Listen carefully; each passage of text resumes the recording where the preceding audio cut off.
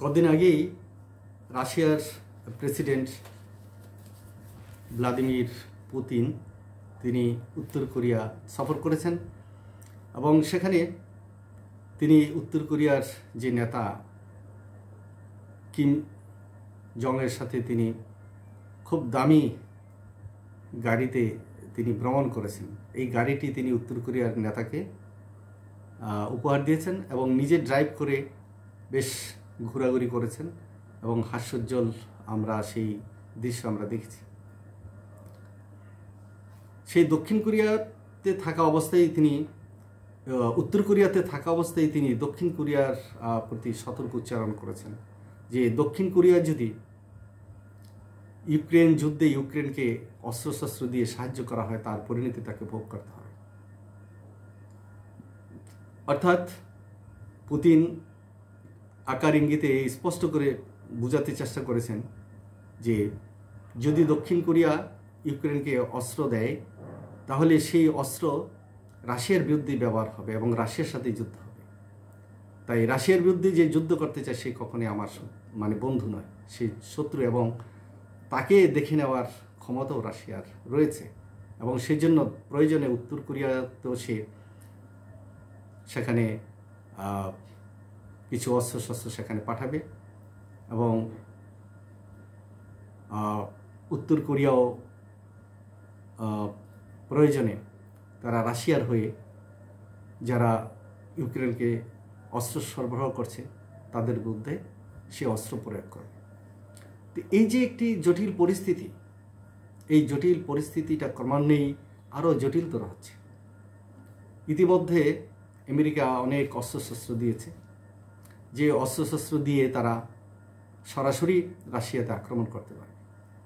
রাশিয়াতে যদি আক্রমণ করা হয়, পুতিন বলছে যদি তারা মনে করে যে অস্ত্র দিয়েছে ইউক্রেনকে, ইউক্রেন সেটা কোথায় ব্যবহার করে সেটা তাদের ব্যাপার, কিন্তু পুতিন বলেছেন যে না, ওই অস্ত্র যদি সে যে দেশের হোক না কেন রাশিয়ার ভিতরে যদি ওই অস্ত্র প্রয়োগ করা হয়, ফেলা হয়, তাহলে আমরা ধরে নেব ওই রাষ্ট্র রাশিয়ার বিরুদ্ধে যুদ্ধ করছে এবং আমরাও পাল্টা তার ব্যবস্থা নেব। এরকম একটি অবস্থা যদি হয়ে দাঁড়ায় তাহলে দেখা যাবে যে আগামী সময়টা জটিলতর। বিশেষ করে বেশ বছর দুয়েক যাবতেই পৃথিবীর বুকে বিভিন্ন রাজনৈতিক ভাষ্যকার, বিভিন্ন ইউটিউবার, বিভিন্ন টকশো যারা করেন তারা বলছেন যে তৃতীয় বিশ্বযুদ্ধ আর আসন্ন এবং সেই নমুনা কিন্তু দেখা যাচ্ছে। মধ্যপ্রাচ্যের সংকটটাও, যে গাজা নিয়ে ইসরায়েলের সাথে যে দ্বন্দ্ব, সেখানে 8টি মাস অতিক্রম হয়ে গেছে, এই যুদ্ধের শেষ নেই। সম্প্রতি আবার ইয়েমেনের যে রেড সিতে যে নৌযানগুলো চলাচল করে সেখানে তারা প্রায় 120টি নৌযান তারা ডুবিয়ে দিয়েছে। এর মধ্যে আমেরিকা এবং যুক্তরাজ্য তারা ইয়েমেনের উপরে বেশ আক্রমণ করেছে। শোনা যাচ্ছে যে ইউরোপের 27টি দেশ মিলে আমেরিকা সহ তারা এই খুব তাড়াতাড়ি ইয়েমেনের উপরে আক্রমণ করবে। যদি সেরকম একটি পরিস্থিতি হয় তাহলে পরিস্থিতি খুব খারাপের দিকে যাচ্ছে। অন্যদিকে হিজবুল্লাহ তারা গাজার যুদ্ধ বন্ধ না হলে তারা ইসরায়েলের উপর হামলা চালাইতেই থাকবে, এরকম তাদের যে নেতা নাসরুল্লাহ তিনি বলেছেন। এবং সেখানে লেবানন থেকে ইসরায়েলের উত্তর দিকে বারবারই বিভিন্ন রকমের মিসাইল আক্রমণ হচ্ছে, তারপরে ড্রোন পাঠানো হচ্ছে। সম্প্রতি একটি ড্রোন রাশিয়ার যে গোপনীয় যে স্থানগুলো আছে সেই ছবি নিয়েছে, কিন্তু সেখানে ইসরায়েল একটু টের পেল না। এটা একটি ভাবার বিষয়। ইসরায়েলকে বুঝতে হবে যে লেবাননের একটি শক্তি হিজবুল্লাহ, তাদের ড্রোন এত প্রতিবন্ধকতা সত্ত্বেও, তাদের এত রাডার ব্যবস্থা ইসরায়েলের, তাদের এত মিসাইল ধ্বংসকারী যে সমস্ত আয়রন ডোম কিংবা প্রতিরক্ষা ব্যবস্থা, আকাশ প্রতিরক্ষা ব্যবস্থা, সেগুলো ফাঁকি দিয়ে একটি ড্রোন কিভাবে হাইফা বন্দর এবং কোথায় কোথায় তাদের সেনা সদর, কোথায় গোপনীয় অস্ত্র আছে, কী কী আছে না আছে, সেগুলো তারা সম্পূর্ণ ভিডিও করে সেগুলো আবার অনলাইনে প্রকাশ করে দিয়েছে। নিশ্চয়ই একটি অদ্ভুত বিষয়, এবং এই কারণে আমেরিকাও হয়তো ইসরায়েলকে বোঝানোর চেষ্টা করছে যে তোমার এত নিরাপত্তা থাকতেও, আকাশ প্রতিরক্ষা ব্যবস্থা থাকতেও, হিজবুল্লাহ একটি ড্রোনের মাধ্যমে তোমার ভিতরে কি আছে না আছে সব কিছু তোমার নিয়ে গেল এবং সেটা প্রকাশ করলো, এবং এটা বাস্তব। তাহলে তুমি তার সাথে যুদ্ধ যদি করো, যুদ্ধে কি তুমি জয়লাভ করতে পারবে? তাই লেবাননের সাথে তোমার যুদ্ধে না জড়ানোই সঠিক। এবং সেখানে আমেরিকার যে পররাষ্ট্র মন্ত্রী ব্লিংকেন, তিনিও ইসরায়েলকে বোঝানোর চেষ্টা করছেন, নেতানিয়াহুকে বোঝানোর চেষ্টা, এই যুদ্ধে জড়ালে পরিণতি ভালো হবে না।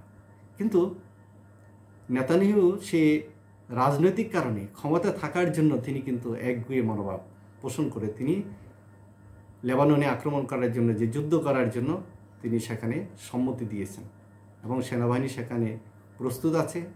শুধু ইঙ্গিত হলেই সেখানে হয়তো হামলা শুরু হয়ে যাবে। কিন্তু ওদিকে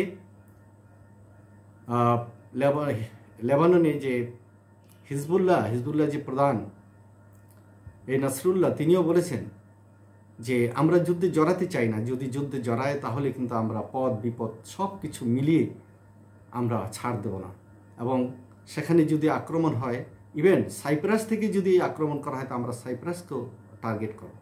শুধু সাইপ্রাস নেই, পৃথিবীর যেখান থেকেই আমাদের উপর আক্রমণ হোক না কেন, আমরা কিন্তু ছাড় দেব না। ওদিকে হুতিরাও তাই করছে। তো এরকম অবস্থার ভিতরে রাশিয়া, সেও কিন্তু চুপ করেনি। রাশিয়াও হুতিদেরকে, ইয়েমেন হুতিদেরকে সাহায্য করছে। তারপরে লেবাননে সেখানে সৈন্য পাঠিয়েছে। তারপরে উত্তর কোরিয়াতে সে একটি অবস্থান নিয়েছে, কারণ উত্তর কোরিয়ার দুই পাশেই দেখা যাচ্ছে যে একদিকে জাপান আর একদিকে দক্ষিণ কোরিয়া। সেখানে যদি উত্তর কোরিয়া রাশিয়ার হয়ে কাজ করে, আর ওদিকে জাপান এবং দক্ষিণ কোরিয়া যদি আমেরিকার হয়ে কাজ করে, ওদিকে হুতি, ওদিকে ইরান, ওদিকে সিরিয়া, এদিকে লেবানন, ওদিকে লিবিয়া, মিশর, জর্দান, এই সমস্ত জায়গাতে, ইরাক, সেখানেও দেখা যায় যে মিলিশিয়া বাহিনী প্রচুর রয়েছে। তাহলে মধ্যপ্রাচ্য খুব একটা জটিল পরিস্থিতির মধ্যে আছে। আর কিছুদিন আগে সেখানে তার পারমাণবিক যে জাহাজ সাবমেরিন কিউবাতে গিয়েছে। সব কিছু মিলিয়ে যে সামনের দিনগুলো যে খুব অন্ধকার ঘনিয়ে আসছে, সেটা কিন্তু স্পষ্ট হচ্ছে। কিন্তু আমার কিসিঞ্জারের কথাটা মনে পড়ে। কিসিঞ্জার মারা গিয়েছেন। তিনি ইউক্রেন রাশিয়া আক্রমণ করার পরেই তিনি কিন্তু বলেছিলেন যে ইউক্রেন কিছু জায়গা ছেড়ে দিয়ে একটি সহায়তা, একটা সমঝোতার মধ্যে তার আসা উচিত। এটা নিয়ে খুব কঠোর সমালোচনা হয়েছে। কিন্তু তখন সেদিনই তিনি সাক্ষাৎকারে কিন্তু বলেছিলেন যে বিশ্ব রাজনীতিতে আমেরিকা হোক, রাশিয়া হোক, চীন হোক, অন্যান্য বৃহৎ শক্তি যেগুলো আছে, সেখানে আসলে মেধাসম্পন্ন আসলে এখন নেতা নেই, শক্তিশালী নেতা নেই। আগে যেরকম শক্তিশালী বিচক্ষণ নেতা ছিলেন, যারা বিশ্ব নিয়ে ভাবতেন, মানবতা নিয়ে ভাবতেন, মানুষের মঙ্গল নিয়ে ভাবতেন, বিশ্ব শান্তি নিয়ে ভাবতেন, সেরকম বড় মাপের এখন নেতা নেই। বড় মাপের নেতা না থাকাতেই এই পৃথিবীতে আরেকটি তৃতীয় বিশ্ব ঘনীভূত হচ্ছে। আরেকটি তৃতীয় বিশ্ব যদি ঘনীভূত হয়, তাহলে কত বড় মারাত্মক বিপর্যয় পৃথিবীর বুকে নেমে আসবে, সেটা একমাত্র ভবিষ্যতে জানে। আমরা কল্পনাও করতে পারি না কত বড় ক্ষতি হতে পারে। কারণ রাশিয়ার হাতে যে পরিমাণ পারমাণবিক অস্ত্র আছে আমেরিকার থেকেও বেশি, এবং আমেরিকা এবং তার মিত্র মিলেও অনেক পারমাণবিক বোমা আছে, মিসাইল আছে। তারপরে সমুদ্রবক্ষ, তাদের প্রত্যেকেরই শক্তি বড় রকমের, একজন আরেকজনকে টেক্কা দেওয়ার মতো। তারপরে গোপনে গোপনে কে কতটুকু মারণাস্ত্র, গুরুত্বপূর্ণ মারণাস্ত্র তৈরি করেছে, কেউ তো তা প্রকাশ করছে না, সবই গোপনে আছে। তার পরিণতি কোনখানে গিয়ে দাঁড়াবে, আমাদের মতো তৃতীয় বিশ্বের লোকেরা, দেশগুলো, আমরা আসলে খুব ভাবিত, আমরা খুব দুশ্চিন্তায় আছি। জানি না আগামী এই বিশ্ব কোন দিকে যাচ্ছে, এবং মানবতা কোন দিকে মার খাবে, মানুষজন কোন দিকে মার খাবে, কত কোটি কোটি মানুষ ক্ষতিগ্রস্ত হবে, এক ঈশ্বরই ভালো জানেন, আল্লাহই ভালো জানেন। সেজন্য আমরা ওই কিসিঞ্জারের কথাটাই আমার মনে পড়ে যে পৃথিবীতে এখন সেরকম বড় মাপের লিডার নেই, নেতা নেই, সেটা আমেরিকায় হোক, রাশিয়াতে হোক, চীনে হোক, কিংবা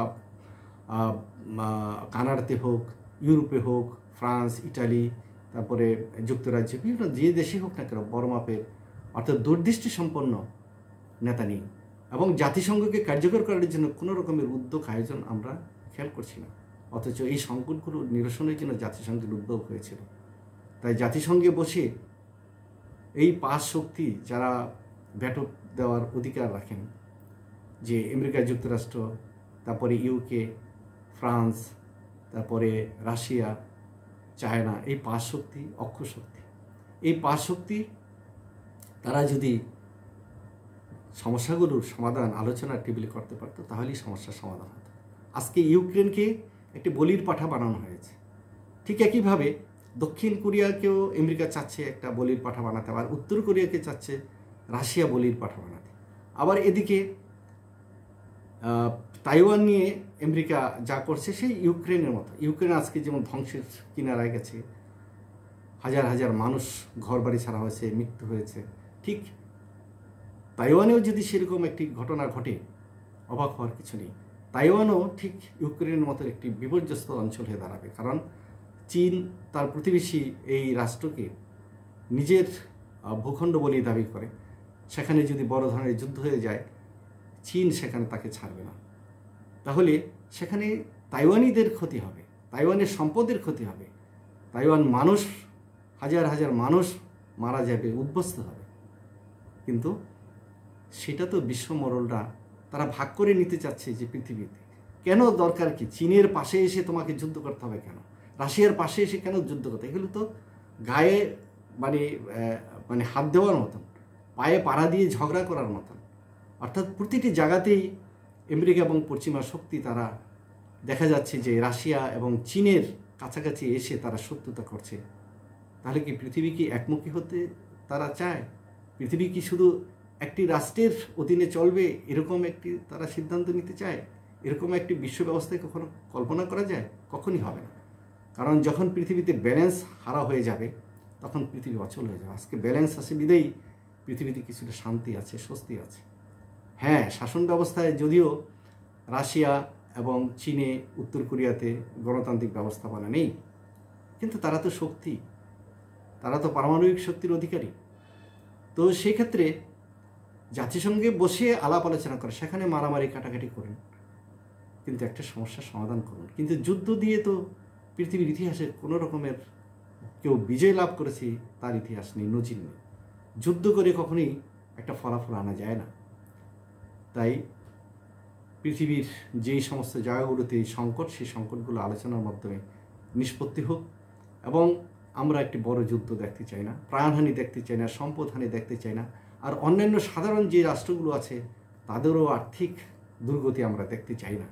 আমরা চাই এই পৃথিবীটা শান্তিপূর্ণভাবে চলুক, পৃথিবীর মানুষ সুখে শান্তিতে থাকুক, যুদ্ধের চিরবিদায় হোক, এবং মারণাস্ত্রগুলো সব বড় শক্তিগুলি মিলে মারণাস্ত্রগুলো তারা নিজেরা ধ্বংস করে দিক, পৃথিবীকে একটি শান্তির দেশে পরিণত করুক। পৃথিবীর মানুষ সুখ চায়, শান্তি চায়, স্বস্তি চায়, 3 বেলা খেতে চায়, তারা চাকরি চায়, কাজ চায়, তারা দিনে কাজ চায়, রাতে ঘুম চায়। এরকম একটি পৃথিবী, স্বপ্নের পৃথিবী আমাদের সবারই কাম্য। ধন্যবাদ, ভালো থাকবেন।